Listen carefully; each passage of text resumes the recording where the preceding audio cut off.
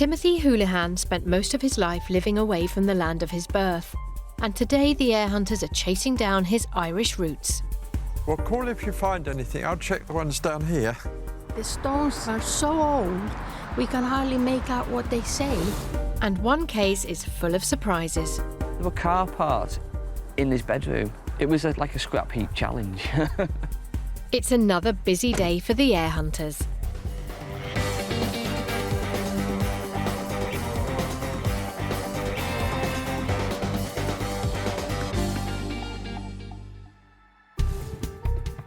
Coming up, we explore one of the most devastating plagues of the 20th century.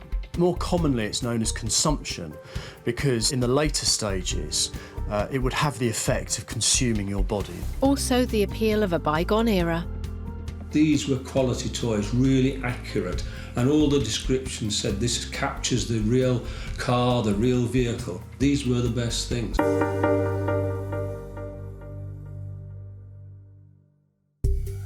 Peter Birchwood, boss of Celtic Research, is in Ireland on the hunt for heirs to the estate of Timothy Houlihan. I'm pretty sure it's worth more than about £30,000, so it should be something that's worth having for the next of kin. Timothy Houlihan lived in England for 60 years, but he was born in the county of Limerick, Ireland in 1921. It seems he left his homeland to seek his fortune in England at the age of 27. But there is very little else known about him, and there are no surviving photographs. He passed away in December 2008, aged 87, at this nursing home in Witney, Oxfordshire. As Timothy died with no known family and without making a will, his case has been advertised on the Treasury solicitor's bona vacantia list of unclaimed estates. A good case with good potential of being able to locate someone fairly soon. The Treasury list revealed Timothy's date of birth, together with the specific area where he was born. That's interesting because it really enabled me to identify the exact details that fitted in with this family. Peter and his wife Maria are specialists in Irish genealogy, and with no known family connections to Timothy in England, they've travelled to Dublin, where they're hot on the trail of Timothy's heirs. We're here at the Irish Life building where the registration service are centred, and we're going to pick up some certificates on the Timothy Houlihan case. So far, the couple have very little to go on. Having checked marriage data online, they've established that Timothy never married, and they can find no birth records to indicate he had any children. It's now vital that they trace his parents in order to find out if he had any siblings who could inherit. After an exhaustive search through the records, it seems they've come up trumps. As the result of our research today, we've got two key certificates: the birth of the deceased and the marriage of his parents.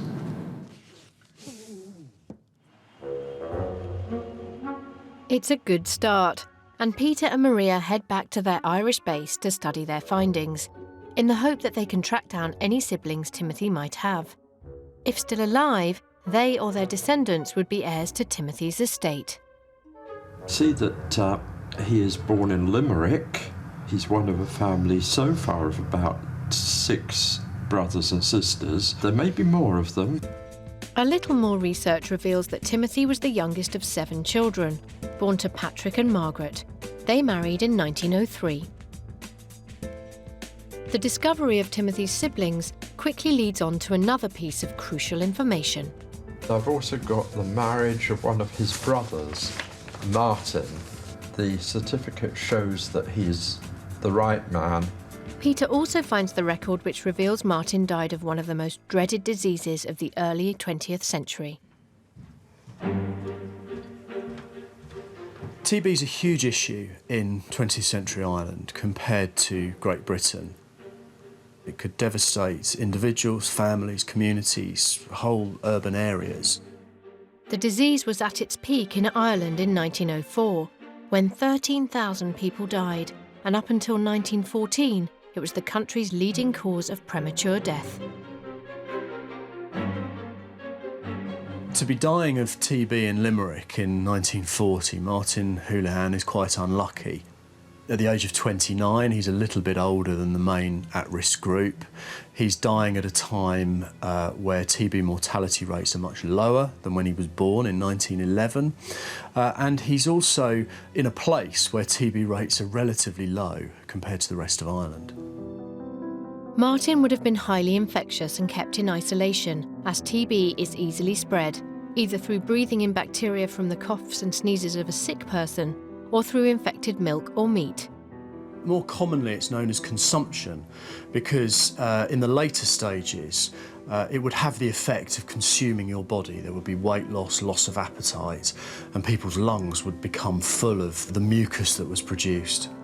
In the decade leading up to Martin's death in 1940, 7,000 to 8,000 people a year were dying from TB in Ireland. People did make full recoveries, and people were left scarred. Their lungs would be scarred. Other organs that might have got TB could be left not functioning properly. So it was possible to make a full recovery, but also people lived with very serious consequences. For heir hunter Peter Birchwood, the discovery that Timothy's brother Martin had died could have been a setback. However, there's more to uncover. He does have at least one daughter, a Margaret Mary. So we know that in 1941, the deceased had a niece, Margaret. Now, she could still be around. She'd be in her 70s. They do not seem to have moved that far. If Margaret is still alive, she would be Timothy's niece and therefore an heir. Peter and Maria have been able to narrow down her possible whereabouts to an area called Kishiquirk in the county of Limerick. Limerick is the big town that's over there.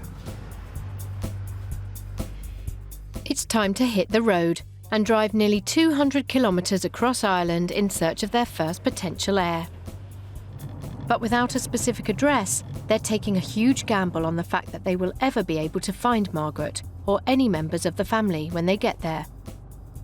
After a couple of hours' drive, they reach what they think is the Kishiquirk area, where Peter is keeping his eyes firmly peeled for anything that will help them narrow down their search.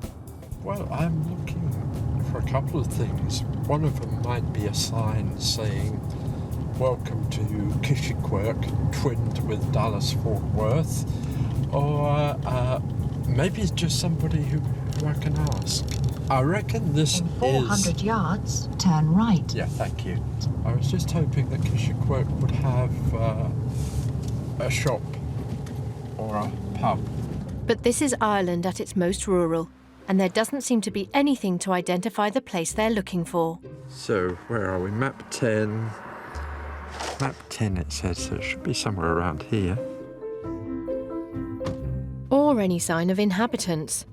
They may not even be in the right area, and they can't seem to find anyone to ask, until Peter spots someone who may just have the local knowledge he's after.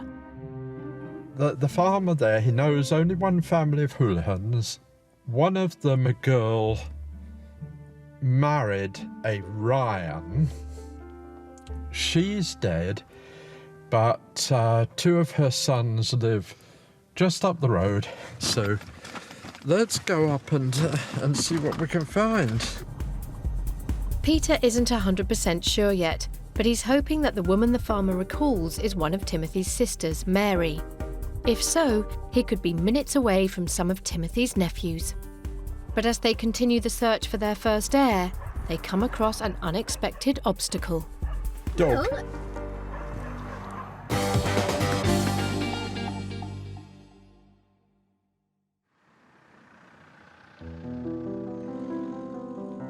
The pretty village of Compton, nestling in the West Berkshire Downs, was home to Richard Donald Lei.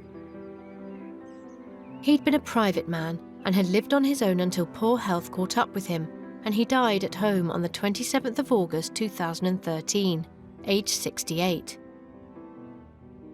His case was taken on by heir hunter Amy Moyes of London-based firm Finders. A neighbour of Richard's actually contacted the firm of solicitors who referred this matter to us. They were aware that Richard had passed away, but he'd never spoken about family. They were concerned that the estate was going to be unadministered. Information provided by his neighbour suggested that Richard had never married or had any children. Having confirmed this, the team then had to find any brothers or sisters. For this, they needed his birth certificate. Unfortunately, I couldn't find a record for Richard within England and Wales.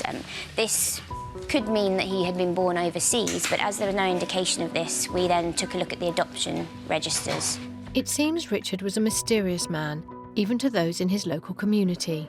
Richard used to come in here probably every other day. He used to buy himself a banana yazoo. He used to sit in the little chair here that we normally have for the elderly people. He sometimes used to stay for as much as 2 hours. He'd drink his drink, he'd sometimes have an Eccles cake, then he'd go and we'd make him a coffee, and he'd just sit and watch the world go by. And he used to take the mickey out of himself for he used to think he was awkward. Everybody used to know who he was, everybody used to just say hi to him. Never had a bad word to say about anybody. He was always sort of smiling in his own little quiet, gentle way. As his health began to fail, Richard became more and more reclusive, but he was never forgotten. Sometimes we'd sort of sort him out with his dinner because he was a little bit forgetful. He had ailments and he was quite aware of those. And he would sort of try and apologise for it, but you know, we used to just ignore that and used to just sit down and have his drink and get on with it. But he was very pleasant man. The heir hunters were struggling to find a birth record for Richard, which was making it impossible to move the case forward. So Amy tried a different tack. So a search of the adoption register identified a record for Richard. This confirmed the date of birth that we already had as potential, and it also gave us his adoptive parents' names so that we could start to look for his family. The adoption certificate revealed that Richard had been adopted by Victor and Doris Lei on the 12th of June 1945, when he was just 4 months old. It seems that Richard's adoptive father, Victor, had operated his own milk float, and he and Doris had run a small local pub, the 4 Points Inn, in a village near Reading, Berkshire. When the deceased has been adopted, what that means is that their biological family are no longer included as part of a legal entitlement under intestacy. Once you're adopted into another family, your adoptive family tree become those that will be entitled to your estate. In relation to Richard's estate, this means that we're not interested in his biological family, we're only interested in looking at his adoptive family tree.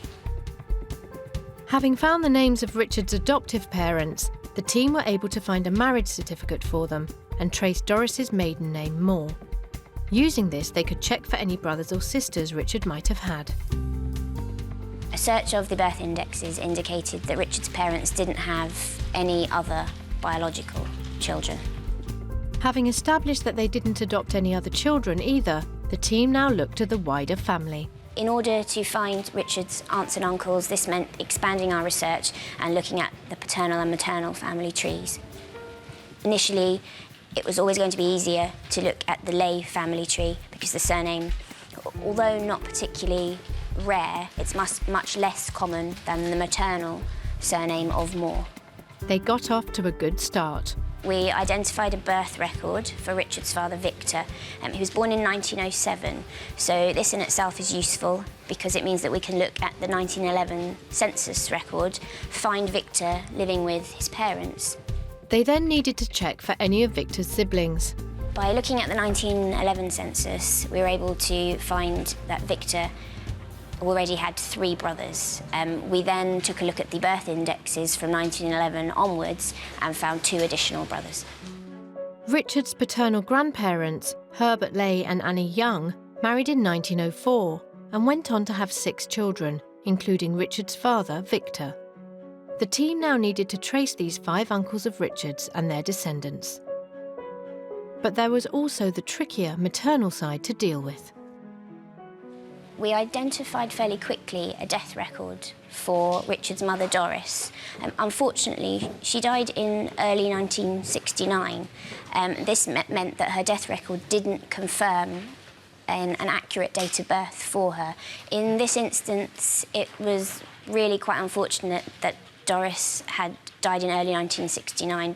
coupled with the fact that her maiden name was Moore, this now meant that we had absolutely no idea at this stage who she was, and so we couldn't yet establish the extent of the maternal family. Death records up to 1969 give only an approximate age, which makes it tough to establish a proper date or place of birth. While Amy and the team had their hands full looking for Richard's mother's side of the family, the solicitors who had referred the case had instructed a specialist house clearance firm to empty Richard's property. They were tasked with looking for any important paperwork and items of value. Michael Pears was in charge of the job. We called up to the property, which was in a little sleepy village, and what we found was we had to take a step back, really. And I remember peeking through the gate, and we were looking at a scrapyard, basically. And every square foot of it there was something on there, whether it was an engine or whether it was a vehicle, you know, so it was totally different to what we were used to. There were trees growing through the middle of cars and lorries, and then there were lots of little outbuildings, and they were full. Every conceivable hole was full of car parts, really. And Richard's collections weren't just confined to the outside of his house. There were car parts in his bedroom. You know, there was probably a full car in his bedroom, in parts. There was over like 20 radiators, but big radiators. He didn't have gas, there was no central heating, but he'd obviously thought, I'll use them one day, and bless him, and never got round to it. It was like a scrap heap challenge. While the search for heirs on Richard's mother's side was looking like it had fallen at the first hurdle, it seems there were more surprises in store. Nobody ever thinks this sort of thing happens.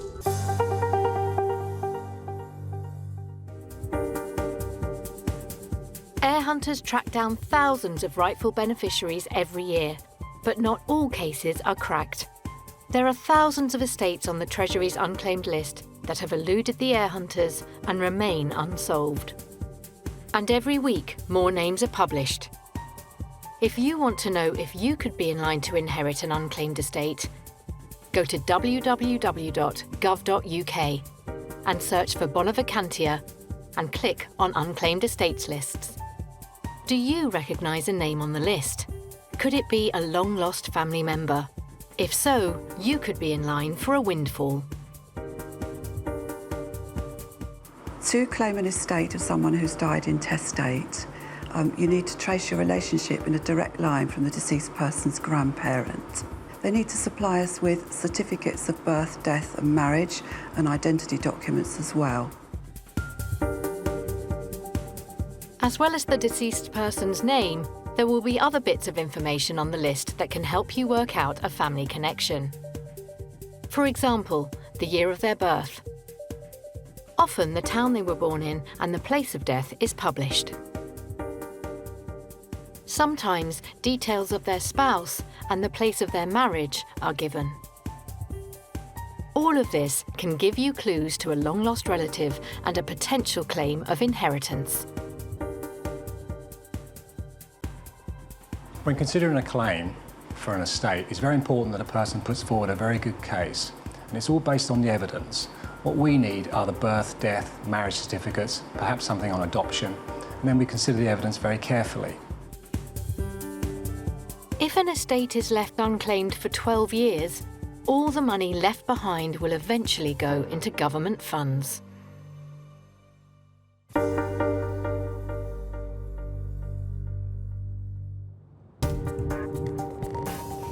Heir hunters Peter Birchwood and his wife Maria are in Ireland on the hunt for heirs to Timothy Houlihan's estimated £30,000 estate. Timothy died in Oxfordshire in 2008, but he was born in Ireland in 1921. 1921, the year that Timothy Houlihan was born, was a very significant year in the history of 20th century Ireland.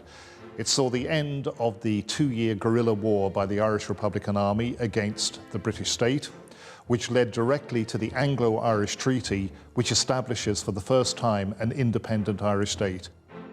But employment opportunities in the new Irish state were thin on the ground, as the richest, most industrial part of Ireland was the north, which was still a part of the UK. Increasing numbers of Irish people had to leave Ireland to seek out a livelihood. And where did they go to but to the next door neighbour, the land of the hated colonial oppressor, Great Britain. Timothy's father was a farm labourer on very low wages. Life would have been tough growing up in 20s and 30s rural Ireland, and any education had to fit in around the family's needs. Timothy would have gone to school. He would have gone to school in a very small local primary school, controlled by the Catholic Church, maybe with 1 or 2 teachers, maybe with children from all years being taught together. He would have left school at a relatively early age. He would have been taken out of school when the harvest was needed to be brought in, or his father required him to help on the farm in other respects. So it was a very introverted, not to say parochial society, in which at a time when radio and television wasn't available and electricity wasn't available, must have seemed very, very closed. But to people who'd lived like that and had lived like that for generations, they didn't know any different. The heir hunters have reached Kishiquirk in the county of Limerick, where they know a potential niece last lived, and they're following directions from a local farmer who sent them to an address which could lead them to other members of the family.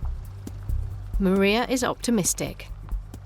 From my experience in Ireland, the families are involved with each other and know where they are, and they are very good at providing information and also very helpful. They've arrived at the home of Patrick Ryan, who could be the son of another of Timothy's siblings, Mary, so potentially a nephew and heir. Hello there. Hello. After brief introductions, Peter is keen to share some of the background on the case with Patrick. What I've got right here is the family of a man who died over in England a few years back. No one's managed to find his next of kin, but I do know that he was born as the son of Patrick Houlihan, who married Margaret Lei, and they married, back in the 1900s. Yes. Peter then brings up Timothy's brother, who he hopes Patrick will recognise as his uncle. Martin Houlihan, and he married in 1940 and had the daughter Margaret Mary in 1941. That's right, yeah. Your mother was a sister to Martin. She was, yes. Yeah. Now, Martin, and I have his marriage certificate. Would you recognise that as your uncle, Martin? Because that's what he'd be, wouldn't he? That's right, yeah, he was, yeah. Mm. Yes, that's the man, all right. And with that confirmation from Patrick, it's looking like great news for Peter. Patrick could be his first heir.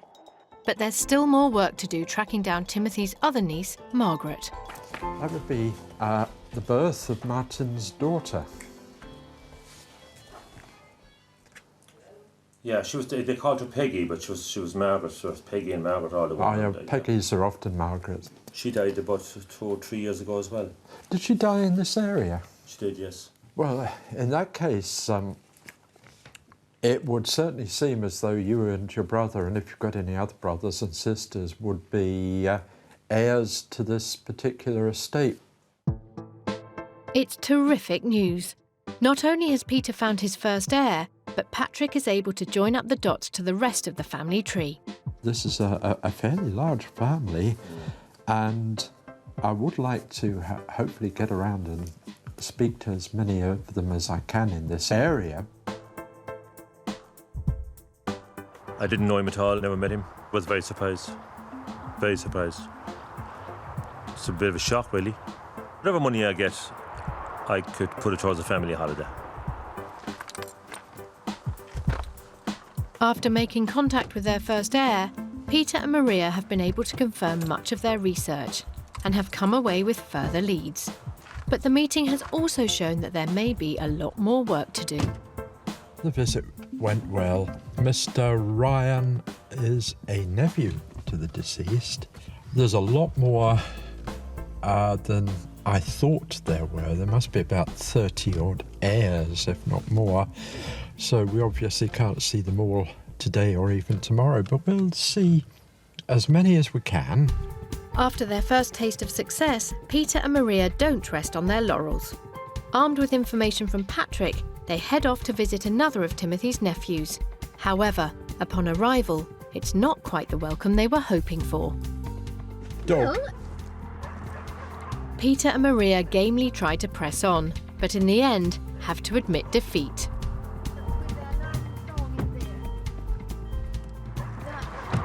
We didn't take the risk. I think it's better just to leave it alone for a bit. They decide to call it a day and head off to recharge their batteries and prepare to pick up their search again tomorrow. The next morning, they decide to use their final day on the ground in Kishiquirk, collating evidence that will corroborate their claim. They begin with a visit to the local graveyard to check they're not barking up the wrong family tree. They want to try and find Timothy's parents, Patrick and Margaret, and any of his siblings. We'll just sweep around, see what we can find. With any luck, the family grows would be in the same general area of the cemetery. We'll just have to see.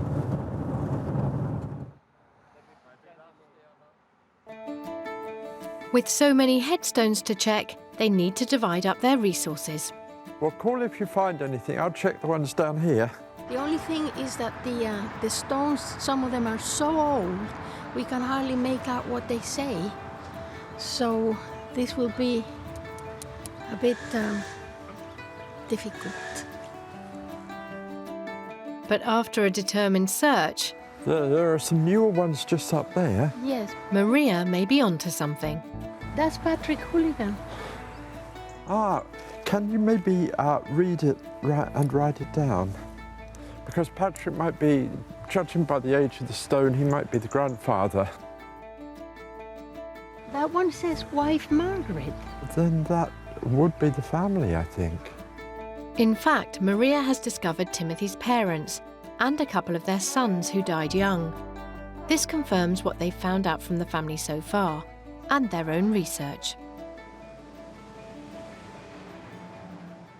I got the dates, which are going to be very helpful for the record getting at the end of the day. All in all, it was a good visit, and we have everything that I needed, that I expected to get. It seems this extra research trip was well worth it. We saw the graves there, and they were quite legible. So we were able to take the information from there to confirm that we have got the right family. Well, we have found the family, and I think we can prove them. I'm pretty sure we can prove them. I think the case was a success. Since Peter and Maria have returned to the UK, they have continued their research into Timothy's family. Through his 6 brothers and sisters, they've been able to trace more than 20 heirs to the estate. Each will inherit a share of an estimated £30,000 fortune.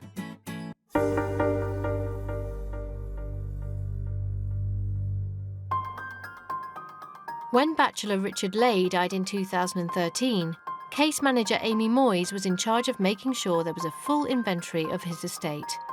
With a case such as this one, we know from the outset that there is going to be a property involved, so we have an approximate value for that property. However, you also have to include as part of the estate the contents of the property. Solicitors had instructed a specialist clearance company to empty the house and to value the contents before selling them on behalf of the estate. Michael Pears was tasked with the job, which took him nearly 3 weeks. Well, I searched the living room, pulled back some boxes, opened the door. There it was, his pride and joy, Dinkies, about 8 to 10 boxes. But within these boxes there were 20, 30 cars, ranging from agricultural vehicles to army vehicles. You could tell they were his pride and joy. It was almost like a secret cupboard, you know. This collection of vintage toys could add significantly to the value of Richard's estate. Heir hunter Amy has been keeping an eye on its progress. The valuation we received from the auction house was about £4,000 for these toys, so I'm just having a look to see what they actually made at auction, because I know the auction happened a couple of weeks ago now. These toys were first known as modern miniatures, made to complement the famous Hornby train range and built in 1933. And by 1934, these had become dinky toys, which of course now is the famous word for any small vehicle almost. While Richard was growing up, during the late 1940s and early 1950s, there was a new model to collect every month. The great thing was, of course, Christmas came up and you had the presents, and everybody put down, I would like such and such a model. And you hoped that was in the Christmas stocking afterwards. People then were starting to take holidays, so they were able to go away. And of course, if you went away, you took your toys with you.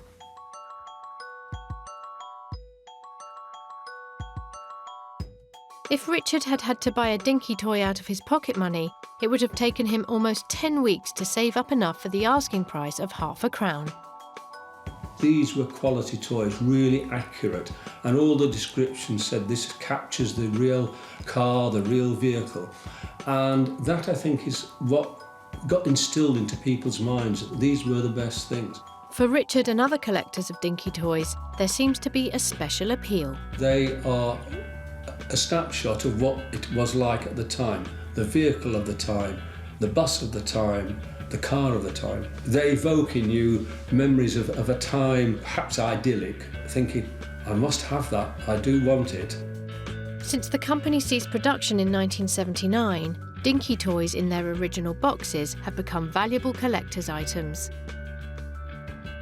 A recent collection was valued at a staggering £100,000, and one vehicle sold for nearly £20,000. What happened was that people began to look at the value, and that changed collecting. So you then got a slight divide between the people who collected because they liked the dinky toys and those who collected because they thought there was a value. And that, as we've seen with many other things, whether it's stamps, coins or anything, you get that sort of monetary value on a toy. As far as I'm concerned, it's not really the important aspect. Heir hunter Amy has been checking online for the results of a recent auction of Richard's dinky toy collection. The valuation was about £4,000. It looks as though they've sold for sort of £6,000, maybe a little bit more. They're across several lots, so to add them up, about £6,500. So that's a positive result. They've sold for more than expected. I think that's a good result. A good result for the estate as well. When they first started work on the case, the team had no idea what the total estate would be worth. But they were making good progress in the hunt for heirs and had discovered Richard had 5 uncles on his father's side, including Uncle Sidney. We identified a death record for Sidney and also a probate record. So we knew that he'd left a will, and he named in the will a son, Brian. Brian is Richard's first cousin and an heir to his estate. 14 years older than Richard, the two had little in common.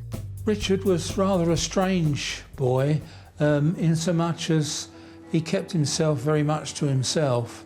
And I understand from my parents that his father, my Uncle Vic, was not keen on the rest of the family knowing that he'd been adopted. So it was a rather distant sort of cousin relationship to the other cousins, which we knew since then, and knowing that the tragic situation he lived in towards the end of his life, we were rather distressed that we couldn't have seen more of him or been a bit more involved in his lifestyle. But it wasn't of our making. He would have been more than welcome. The thought of him being adopted didn't make any difference to how we felt towards him. But despite tracking down Brian and the other heirs on Richard's father's side of the family, the heir hunters were still a long way from cracking his mother's side. We still had a much too common surname to work with nothing else. So no birth records, no obvious marriage records or anything like that that could narrow the work down for us. Getting nowhere fast, Amy decided to use the heirs that they had already found to see if they could shed any light on Richard's mother's family. And a call to Richard's cousin Myrtle offered a glimmer of hope. Myrtle was able to tell us that, as far as she was aware, Doris had been an only child. This was because her mother had died fairly young. This vital piece of information was just one of many that she was able to share with the team. One of the most interesting things that Myrtle told me, without any prompting from me whatsoever, was the name of a pub where Doris had grown up and where her father was known to have worked in later life. This was called the 4 Points Inn. As soon as she mentioned the 4 Points Inn, I knew that if she knew anything else about the Moore family, that it was absolutely going to be accurate. Amy knew from Richard's adoption certificate that Doris had run the 4 Points Inn, and after further research confirmed that she was an only child, the team knew there would be no heirs on this side of the family. As it turns out, Myrtle wasn't the only cousin to remember the 4 Points Inn. Richard grew up there with his parents, and his cousin Eileen remembers her own visit there. The only time I ever went to the 4 Points was the day I was 18, and my uncle told me I wasn't old enough to go in there.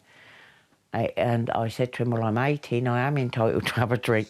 And that's the one and only time when they were there, because as children we were never allowed in there. It seems it wasn't an ideal place to grow up. When Richard lived at the 4 Points as a child, he was never allowed any friends to go in there because it was a public house. And they were always down in the public house serving, and he was always up in the flat above on his own. And we were never allowed to go down there to mix with him. And I think he was brought up a very, very lonely child.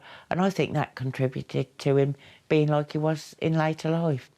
But the cousins made the most of the time they did spend together.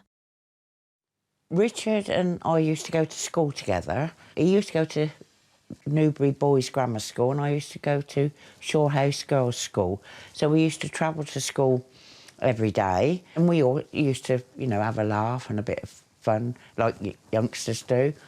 And in the school holidays, I never see him, but we travelled together, I think, for 3 years going to school.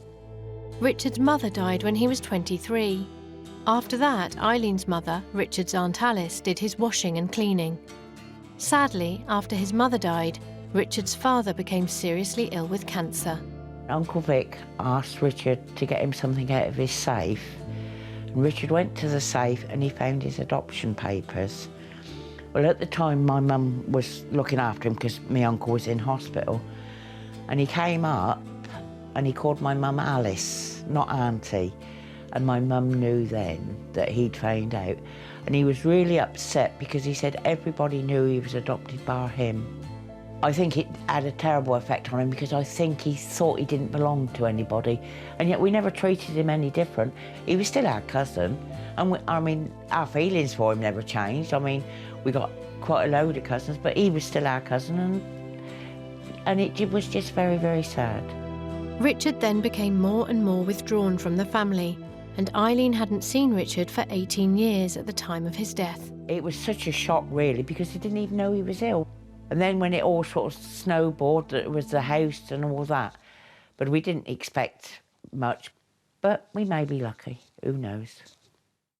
Ultimately, Richard's estate was worth an estimated £300,000 to be shared between 10 cousins. Today, Eileen and sister Margaret are taking a trip down memory lane. They're meeting up with Brian and Myrtle at Richard's childhood home, the 4 Points Inn. I'm excited because I'm going to meet Myrtle, who I haven't seen for 50 years plus, and cousin Brian I haven't seen for some considerable time. I see my sister every week, so that's no surprise. And just in general, very interested to see what they've got to say about Richard and what have you. And as the cousins finally meet up, they pick up the old family ties with ease. Oh, nice to see you. Andrew, Brian. Andrew. It's lovely to meet you. Andrew. Careful. Yeah. All right, love. All right? Yeah, all right. Okay, good. I'm glad you've been able to make it to Aldworth because we were looking forward to seeing you and, you know, family's family and, It is. And to rejoin up again after all these years, it's magic. It is. Yeah. It is magic.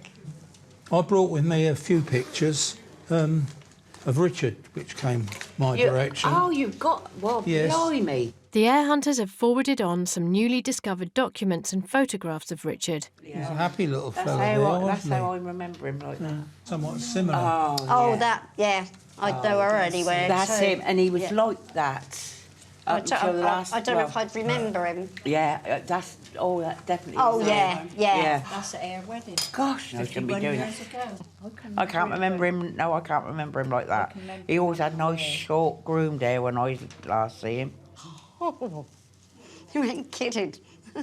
Could put some curlers in his hair, couldn't you? Among the papers, they discover Richard's adoption certificate. It must have been a terrible I'm shock for him. Sure, he must. I think he was. Sure, he was in his 30s when he found out, Yeah. wasn't it? I think it was. He was in his 30s. I mean, it's hard enough to be told when you're about 15 that you're adopted, but just think all that time that you didn't know. Yeah. He could have spoke to Mum. Mum would have spoke to him, but I just think he just was. He was so upset because he was the only one that didn't know. He said everybody in the family knew he was adopted bar him, which I suppose he thought that we'd all let him down by not telling him, you know, but it many wasn't years our before. place, was it? But we were almost threatened to not divulge the information. For the cousins reuniting today, it seems that Richard's legacy will be worth much more to them than simply the value of his estate.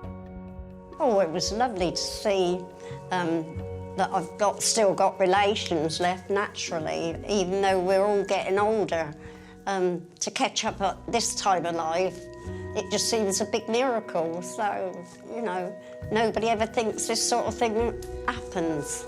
It was wonderful meeting up again, especially with Myrtle, who we hadn't seen for well over 60 years, like a lost sheep in the family. Coming all back together in here, it's been emotional.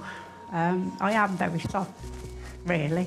You know, and it's lovely to think Richard has brought us all back together, and I hope he's got comfort.